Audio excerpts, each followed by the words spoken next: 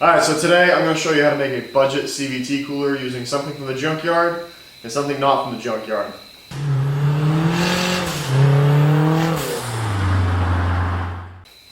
Alright, so what you're going to need from the junkyard is you're going to want to find a early 2010-ish Rogue from 2010 to about 2013.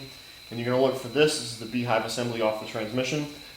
This is the exact same shape and size as the one that's on the Juke, but this one has ports for the actual CVT fluid to go to an external cooler, which the Juke one does not have. So you're going to need that. Then you're going to need to go to any parts store. I got this at Pep Boys. This is just a transmission cooler. It's not the biggest one that they make, but it's a pretty big one. And this is what you're going to use as the actual cooler itself. It comes with hose and it comes with clamps, so it has everything that you need in order to mount this to this.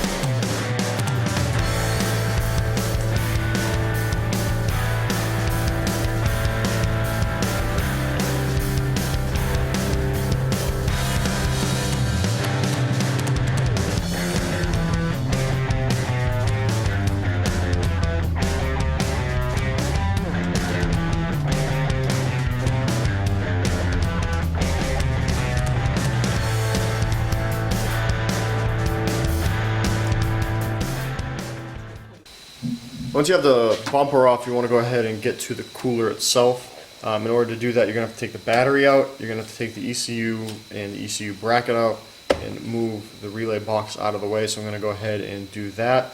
It's just a bunch of 10mm bolts holding everything together and some clips. Just fiddle around with it. Just make sure you release all your tabs and everything when you're going to take it off.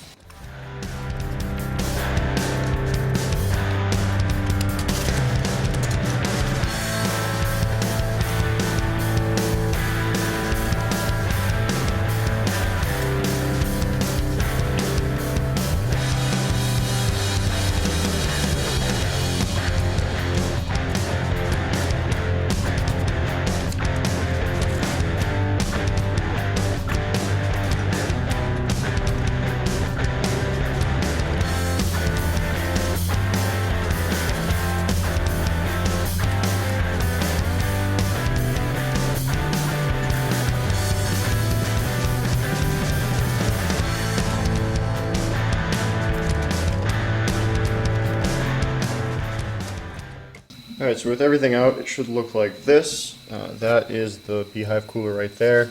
There's a coolant hose that goes in on both sides. Down there's a thermostatic switch.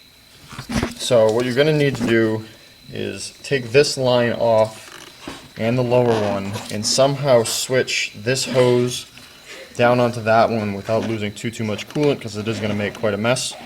And then once you go through that, we can take this beehive out. Alright, so I went ahead and looped that hose there. You can see it's on the thermostat now. I had to unbolt the bracket to pull the thermostat up a little bit so that the hose wouldn't be kinked. That's off now. Now we need to take the beehive off. It's just 4 10mm bolts. 1/4 inch should be enough to pull it off. You don't want to go a little overkill. So just go ahead and take that off. You're going to drip and spill some CVT fluid, but it's a negligible amount, so it's nothing to really worry about.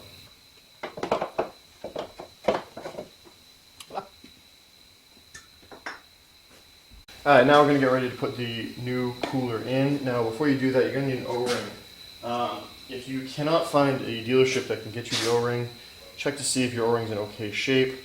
When you clean it, do it carefully as not to stretch the O-ring, because it will not go back into place. Make sure there's no crap on it. Pop it back in. Again, I don't suggest reusing an O-ring. I just know that this O-ring is fairly new. So now that that's on, I'm going to go ahead and put it back in the car. Alright, so now I got to figure out where I'm going to put the cooler. Because I have the RHW front mount intercooler kit on the car, obviously I can't put it down low. I want it in some direct airflow, so I'm actually going to mount it right here. About that. And because this came with the mounting hardware to go through a condenser or radiator, I'm just going to go ahead and use that. But before you hard mount that, you want to get your lines run. So I'm going to go ahead and run all the lines where I need to go, clamp them down so that this is kind of fixed in place by the lines. Then we'll worry about hard mounting this. Alright, so now that I got all the hoses on here, I'm going to go ahead and mount this up.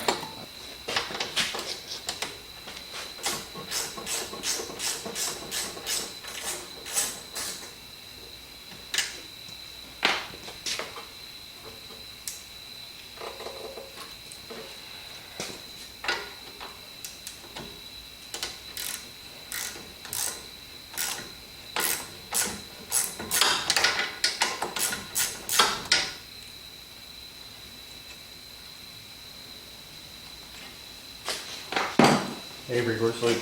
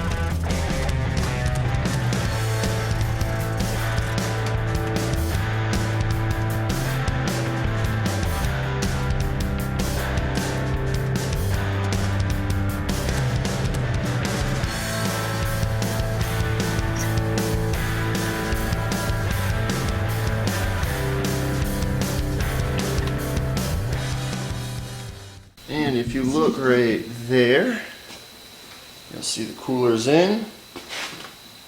Before the bumper went on, started it up, made sure there was no leaks. And there you go. So you can get that at a junkyard.